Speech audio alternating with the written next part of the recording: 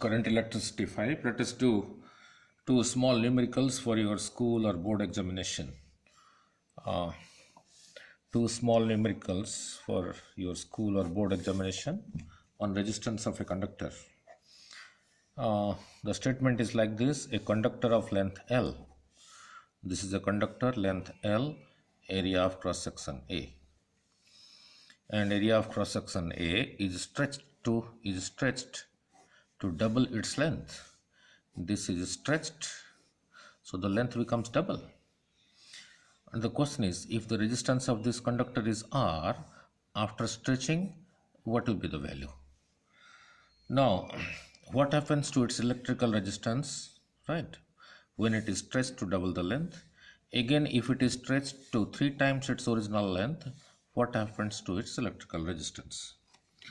Now, the volume of this is equal to area into length. Obviously, you are not throwing any material of this out of the conductor.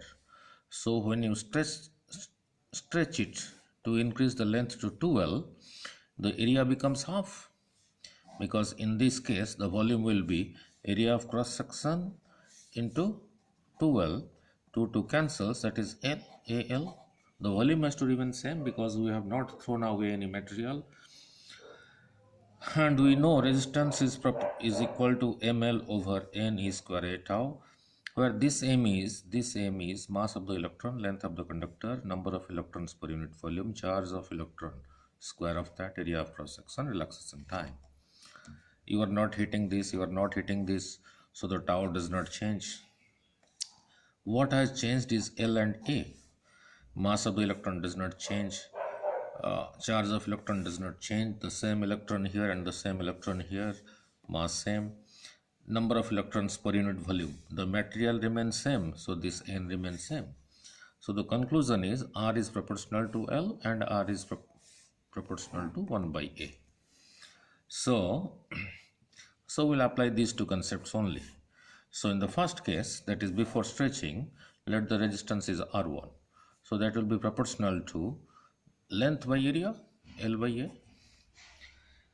After stretching, let the resistance is R2 will be proportional to, using this expression, the present length, that is 2L, divided by the present area, that is A by 2. 2 comes to the numerator, it becomes 4L by A.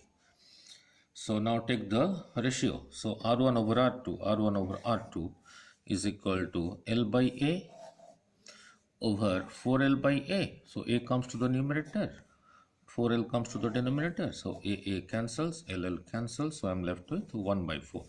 So R1 by R2 is 1 by 4. So if you cross multiply, R2 is equal to 4 times the R1, that is 4 times the value of the resistance before stretching. Now the second part of it, if it is stretched to increase the length to 3 times the original length, that is 3L, if L becomes 3L.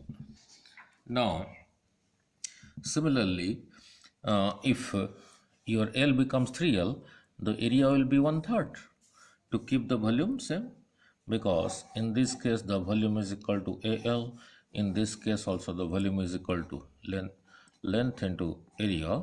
3 cancels, that is equal to AL. The volume has to remain same. So if you put it a similar expression here, if you do it in the same way I did it here, your R2 will be 9 times the R1. So what is the conclusion? So how do you get at 9? It is square of 3. How do you arrive at 4? This is square of 2. So the conclusion is, if L becomes n times L, then resistance becomes n square times R. Means if L becomes 4L by stretching, your resistance will be square of this, that is equal to 16 times R. Now the second question, numerical. 3 conductors of the same material means number density of electron is same, small n, number of electrons per unit volume. Have lengths in the ratio L1, L2, L3. One has a length L1, second one has a length L2, the third one has a length L3. And their masses are in the ratio M1, M2, M3. What is the ratio of the resistances if all have the same area of cross section? So very simple. If all have the same area of cross section, we know resistance of a conductor R was derived like this: ml over n e square a tau, small m mass of the electron, L length of the conductor, number of electrons per unit volume, E charge of electron, A area of cross section, tau was the relaxation time. We are neither heating it nor cooling it, so this tau does not change.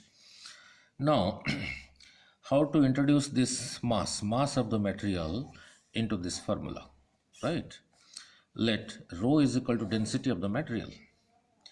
So mass will be, which I write it as capital M, because this small m stands for mass of the electron, this capital M stands for the mass of the conductor, will be area of cross section into length volume into density mass, where rho is the density.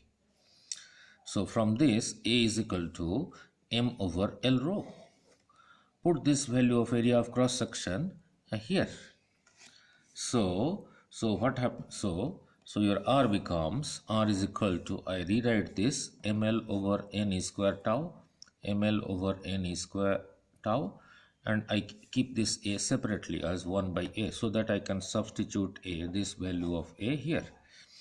So this remains as same, ml over n e square tau, 1 over A, reciprocal of this, that is L rho over M. This is L, this is rho. So this becomes m L square rho divided by n e square tau m. Now let us separate this L square and m. So I am left with m rho over n e square tau L square m.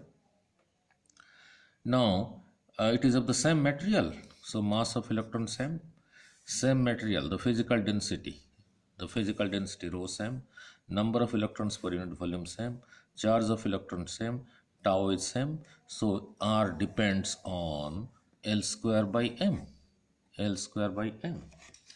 Means R is proportional to L square by m. So the conclusion is R is proportional to L square by m. Means for the first conductor it will be L1 square by m1. For the second it will be L2 square by m2. For the third it will be L3 square divided by m3. So the ratio will be this is to this is to this. That is L1 square over m1 is to L2 square over m2 is to L3 square over m3. Thanks.